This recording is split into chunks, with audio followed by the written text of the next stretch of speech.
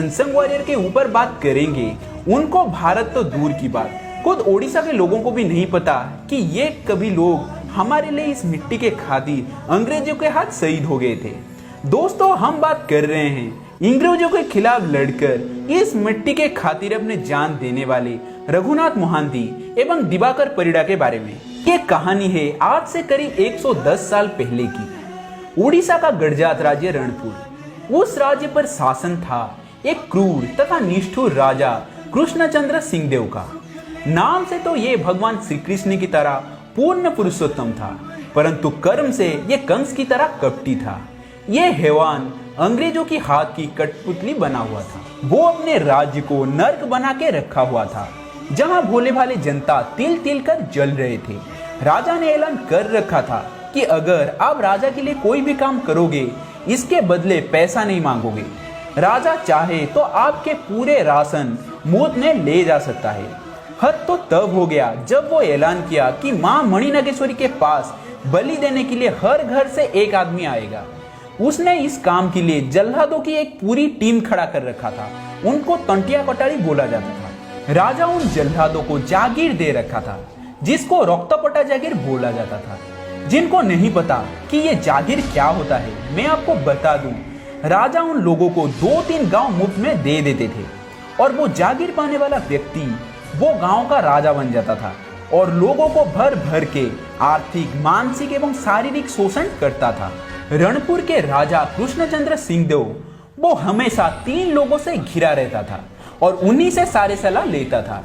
और वो 3 लोग थे, नरेंद्र ब्रजधर महापात्र जो कि एक पैरालिसिस पेशेंट था, दूसरा था देवान जगन्नाथ मोहांती एवं तीसरा देवान चंडेश्वर मिश्र, जिनको राजनीति का कोई भी ज्ञान नहीं था। राजा, अंग्रेज एवं ये कुछ चिंदी लोग मिलकर प्रजा को खूब शोषण करते थे।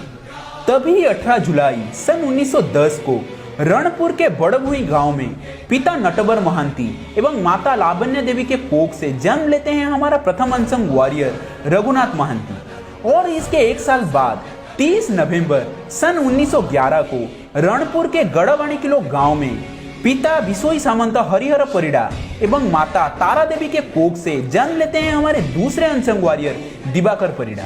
हरिहर परिड़ा जी के पिता एवं उनके पूर्वज अपने नाम से पहले बिसोई सामंत लगाते थे, क्योंकि वो राजा के यहाँ टैक्स कलेक्टर की पद पे थे। जैसे आज MBBS पास करने के बाद लोग अपने नाम से पूर्व DR लिखते हैं, ये कुछ वैसा ही सिस्टम था।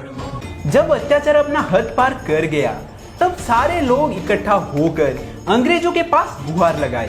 पर पता है बदले में अंग्रेज उनको क्या दिया? बौद्ध से पुलिस फोर्स मंगा के उन लोगों को जानवर की तरह पीटा। तब हमारे अनसंग वॉरियर 2 दोस्त रघुनाथ एवं दिवाकर लोगों को इकट्ठा किए और उनको समझाए कि अंग्रेजों से हमारा हक को हम छीन के ले लेंगे।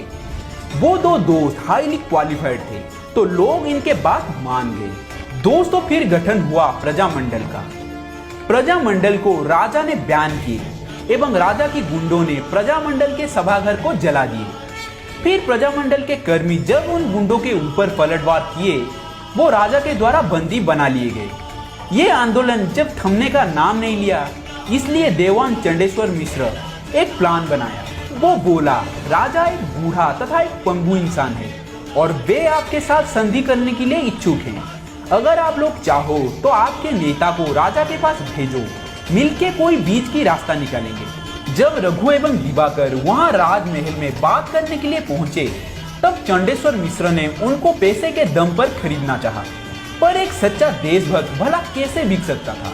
रघु एवं दिवाकर वहां से लौट आए एवं चंडेश्वर मिश्र की ये साजिश के बारे में लोगों को बताया।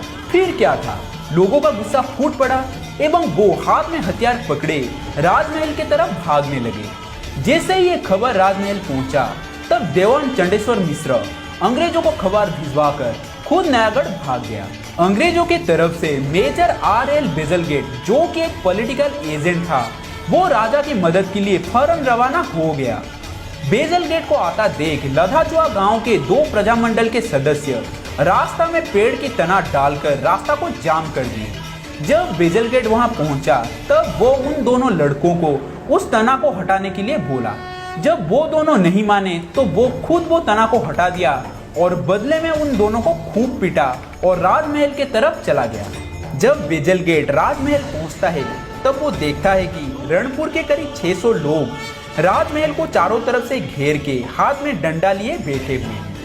तब बेजलगेट उनको डराने के लिए बोला कि वो आते समय लधाजुआ गांव के 2 युवक उसके रास्ते में पेड़ के तने डाल दिए थे, इसलिए वो उन दोनों को गोली मारकर मार दिया। अगर तुम लोग यहाँ से नहीं गए तो तुम लोगों को भी गोली मार दूंगा। दोस्तों, पहले से ही लोगों का मूड खराब और ऊपर से बेजलगेट की ये धमकी, लोग भला इसको कैसे हजम कर पाते। उस भीड़ में से अर्जुन राउत बेजलगेट को पकड़ने के लिए भागे और बेजलगेट उनको गोली मार दिया। अर्जुन राउत वहीं पे ही शहीद हो गए। अब तो भाई हद हो चुका था। उदयनाथ दास बेजलगेट के हाथ पे जम के एक डंडा मारा और उसका बंदूक नीचे गिर गया। अब बेजलगेट जाए तो जाए कहां? उसके पीठ में किसी ने जम के एक डंडा मारा, फिर 2, 4, 8, 10, फिर तो डंडों की बारिश हो गई उसके पीठ में और बेजलगेट जान बचाने के लिए इधर उधर भागने लगा। दोस्तों, बेजलगेट भागते भागते बिंबा पडियारी के घर में घुस गया और उसके बरामदा में रखे एक सगड़ गाड़ी के नीचे छुप गया। उसी भीड़ में एक आदमी थे गोपी बेहरा। उसने बेजलगेट के सर पे जम के एक लाठी दे मारा और बेजलगेट की जिंदगी का गेट उसी दिन से हमेशा के लिए बंद हो गया।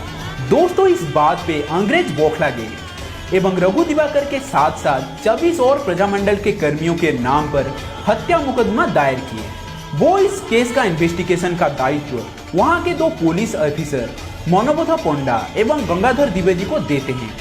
ये दोनों देश के गद्दार चौंडेश्वर मिश्र के साथ मिलकर झूठा साक्षी कोर्ट में पेश करते हैं।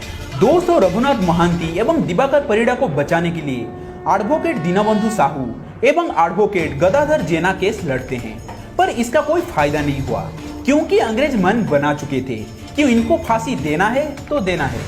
दोस्तों, फिर जजमेंट आता है और इसी के साथ रघुनाथ महांती एवं दिवाकर परिड़ा को फांसी की सजा सुनाया गया।